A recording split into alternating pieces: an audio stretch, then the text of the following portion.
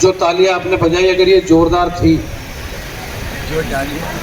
तो कमजोर कैसी होती होगी मुझे पता नहीं है आपकी। भाई इसकी बढ़ा दो थोड़ा, ठीक है? सुन रहा है? पीछे पीछे तक आ रही है आवाज? आ रही है। अच्छा, जिन लोगों को शान मिल्लत अवार्ड अभी भी मुझे लग रहा थोड़ी कम है, शायद थोड़ी पढ़ा मिला है, उनको बहुत सारी बधाई।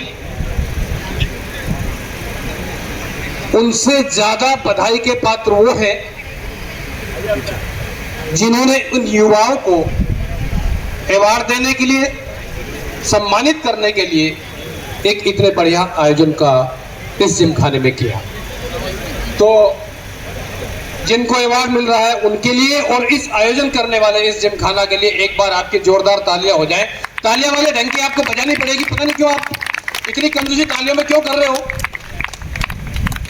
तालियां वाली आपको इसलिए बजानी पड़ेगी, पिछले दिनों में एक प्रोग्राम में ऐसे ही परफॉर्म कर रहा था, सब लोग तालियां बजा रहे थे, तो डॉक्टर साहब सामने बैठी हुई एक चेयर पे एक भाई साहब बैठे तो बिल्कुल ताली नहीं बजा रहे थे।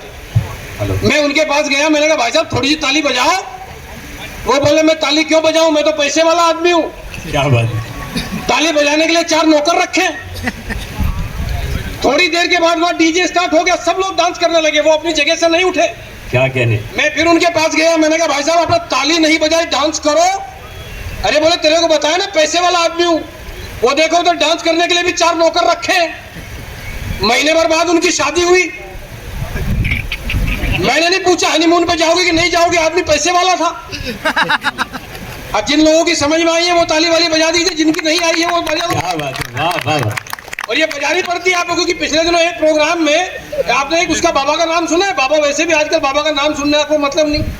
एक बाबा चल रहे हैं पिछले दिनों टीवी में, बड़े वायरल हुए, निर्मल बाबा, वही चटनी वाला समोसे वाला बाबा।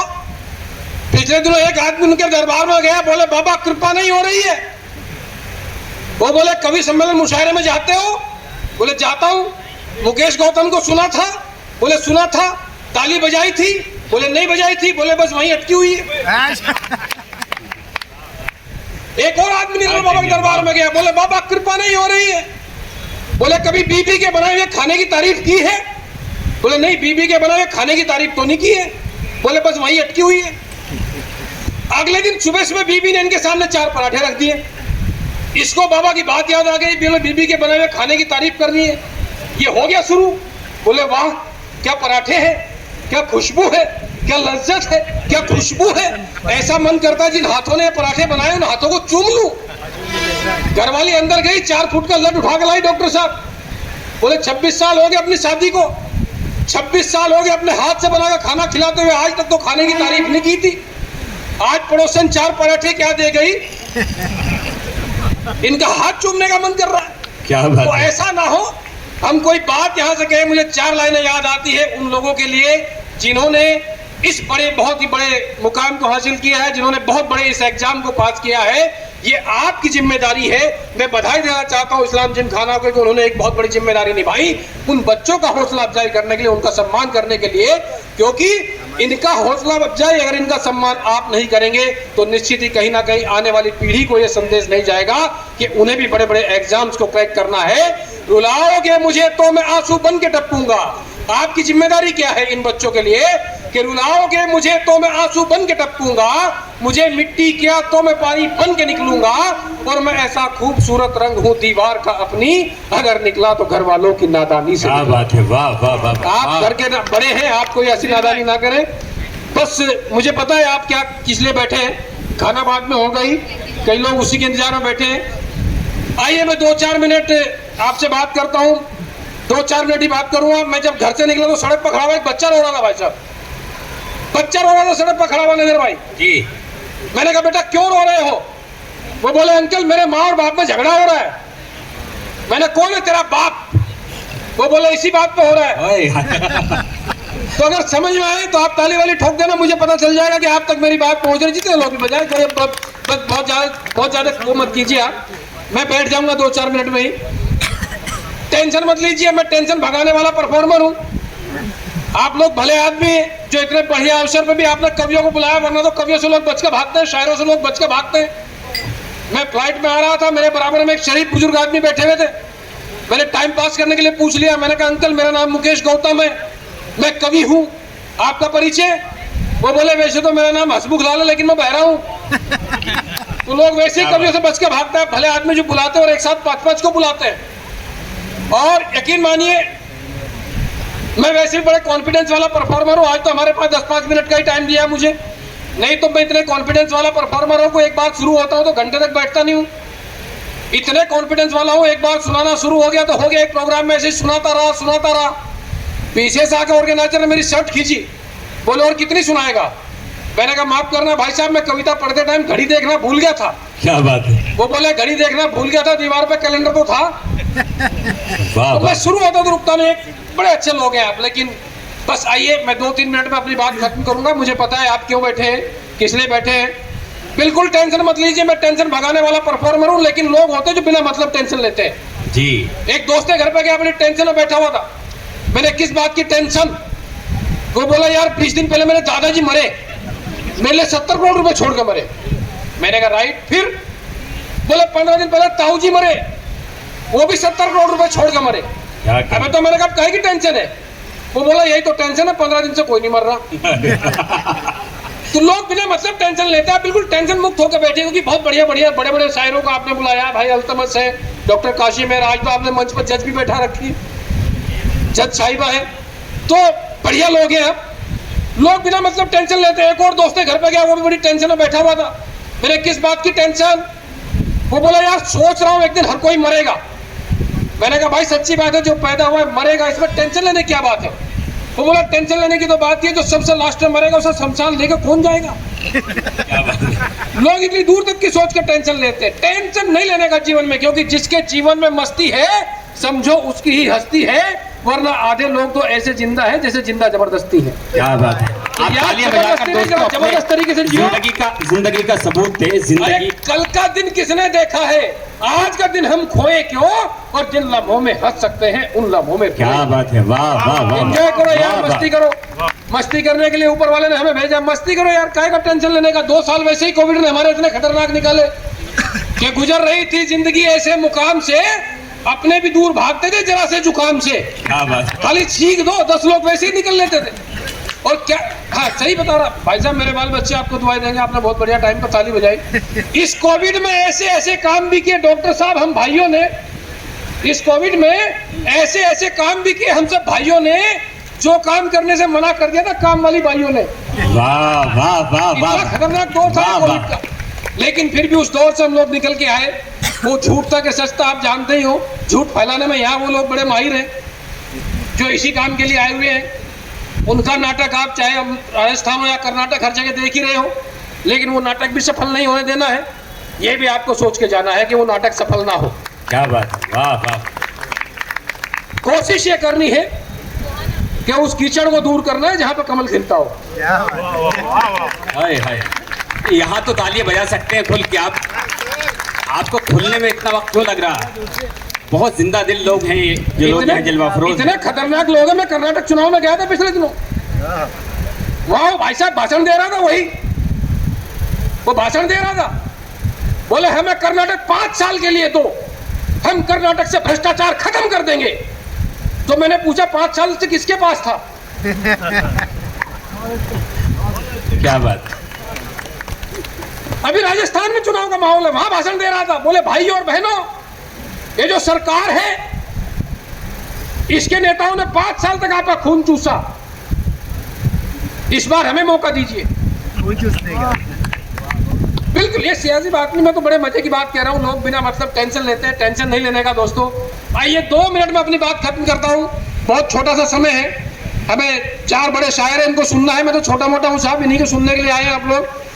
2 मिनट में अपनी बात खत्म करता हूँ। बहुत मन से आप लोगों ने ये कार्यक्रम किया, और जो महत्वपूर्ण काम है उस काम के लिए हमें वहां तक पहुंचना है कि उन बच्चों का सम्मान हो। बिल्कुल टेंशन मत लीजिए। लोग बिना मतलब टेंशन लेते नहीं, कुछ लोग टेंशन लेते हैं, कुछ लोग टेंशन देते हैं। मेरे मोहल्ले में खड़ा हुआ एक लड़का जोर जोर से हंस रहा था। मैंने क्या हुआ? वो बोले कुछ नहीं, अपने पड़ोसी है ना मिश्रा जी की 200 करोड़ की लॉटरी लग गई। अबे मैंने कहा लॉटरी मिश्रा जी की लग गई, तू क्यों मजे ले रहा है? वो बोले कुछ नहीं, मिश्रा जी का टिकट खो गया।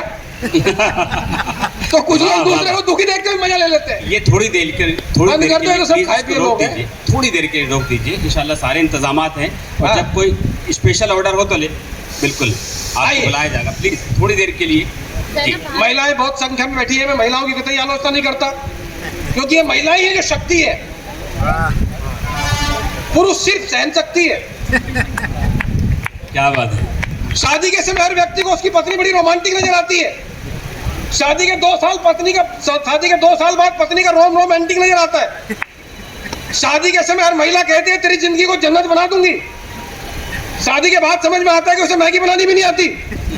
वाह वाह। अच्छा, शादी के समय हर पुरुष भी सोचता है कि दुनिया बदल देगा। शादी के बाद समझ में आता है कि अपनी मर्जी से टीवी का चैनल भी नहीं बदल क्या सकता। बात है, वाह वाह वाह वाह।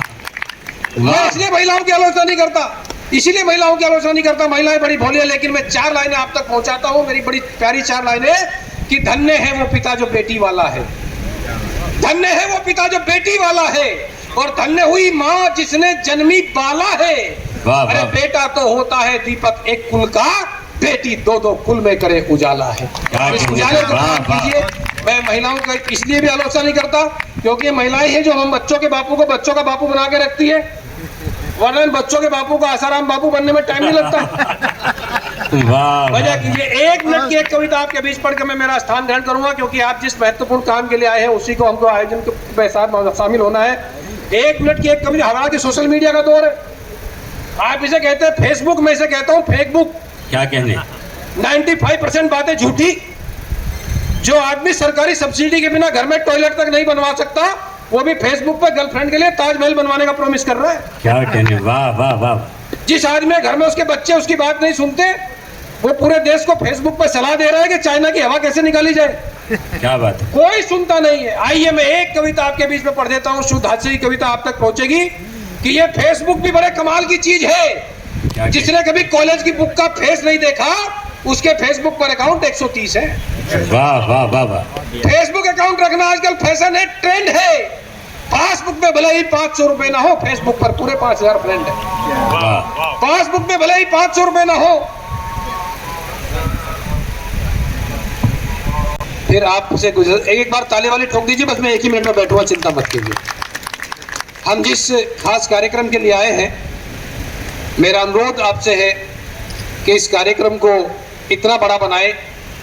जिन बच्चों को सम्मानित करने के लिए आपने कार्यक्रम का आयोजित किया, ये इतना बड़ा सम्मान एक दिन बने कि इस सम्मान को पाने के लिए पूरे देश के युवाओं में होड़ मचे कि हमें कहीं ना कहीं शान मिल्लत के अवार्ड प्राप्त करना है इस्लाम जिमखाना में जाकर, और इस अवार्ड के लिए इतना कंपटीशन हो कि अधिक से अधिक संख्या में बच्चे बड़े बड़े एग्जाम्स को पास करके बड़े बड़े प्रशासनिक पदों पर बैठे। आइए, जिन लोगों ने ये काम किया है उन लोगों की जिम्मेदारी क्या है। मैं 1 मिनट की एक छोटी सी कविता आपके बीच पढ़कर अपना स्थान ग्रहण करूंगा। कहना ये चाहता हूं, कोई बड़ा नहीं होता, कोई छोटा नहीं होता, आदमी का काम उसको बड़ा बना देता है, आदमी का काम उसको छोटा कर देता है। कहना ये चाहता हूं, जीवन में कभी कोई आपकी प्रशंसा करे तो आपको फूलना नहीं है, और जीवन में कभी कोई आपकी आलोचना करे तो अपनी आलोचना को पीना सीखिए। मेरा दावा है जिस दिन आप अपनी आलोचना को पीना सीख जाओगे, उस दिन आप सचमुच जीना सीख जाओगे। एक कविता, कोई बड़ा नहीं होता, कोई छोटा नहीं होता, आदमी का काम उसको बड़ा बना देता है, आदमी का काम उसको छोटा कर देता है। छोटी सी कविता है, बस एक कविता नहीं, एक छोटी सी संदेश की बात है, आप तक बात पहुंच जाएगी। एक होती है नदी, एक होता है सागर। दोनों को प्रतीक बनाकर मैंने एक बात कहने की कोशिश की है कि हमारी जिम्मेदारी क्या है, बड़ा और छोटे का फर्क क्या है। कि मैंने कल कल कर बहती हुई एक नदी से कहा, बहुत सुंदर हो तुम। मैंने कहा ना, जब कोई आपकी प्रशंसा करे तो आपको फूलना नहीं है, और जब कोई आपकी आलोचना करे तो अपनी आलोचना को पीना सीखे। कोई बड़ा नहीं, कोई छोटा नहीं, आदमी का काम उसको बड़ा बना देता है, आदमी का काम उसको छोटा कर देता है।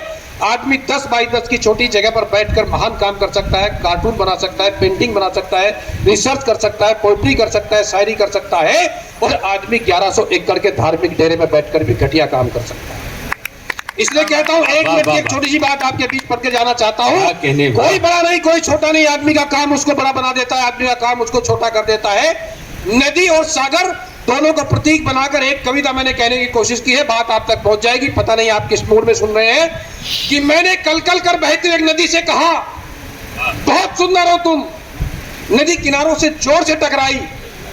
मैंने प्रशंसा की नदी के निर्मल जल की। नदी ने अपने प्रवाह को और तेज कर दिया। मैंने प्रशंसा की नदी के विस्तार और गहराई की। नदी फिर किनारों से जोर से टकराई। फिर मैंने नदी से समुद्र की चर्चा की समुद्र के अथाह विस्तार और गहराई की। नदी नाराज हो गई। भला कोई मुझसे अधिक विस्तारित, मुझसे अधिक गहरा कैसे हो सकता है? नाराज होकर किनारों से टकराकर बहने लगी थी नदी। मैं सागर के पास गया। मैंने सागर से उस नदी की चर्चा की। सागर खुश हुए, बोले जब वापस जाओ तो उस नदी को मेरा प्रणाम कहना, क्योंकि वो नदियां हैं इसलिए मैं। वाह वाह वाह वाह वाह वाह, क्या कहने। वो नदियां हैं इसलिए मैं हूं। वो छोटी है पर मीठी है। मैं विशाल गहरा हूं, खारा हूं, ठहरा हूं। कहने को ये कविता है, एक लघु कथा है, लेकिन मुझे लगता है ये जीवन का सच्चा पता है। बड़ा वो नहीं जो बड़ा होने का अभिमान करे, बल्कि बड़ा वो है जो सबको साथ लेकर चले और सबका सम्मान करे। तो सबको साथ लेकर चले और सबका सम्मान करे।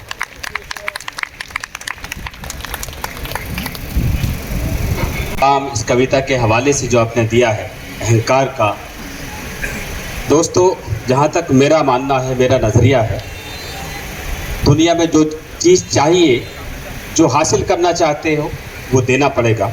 अगर आप मोहब्बत दोगे तो मोहब्बत मिलेगी, नफ़रत दोगे नफ़रत मिलेगी, इज़्ज़त दोगे इज़्ज़त मिलेगी, प्यार दोगे प्यार मिलेगा।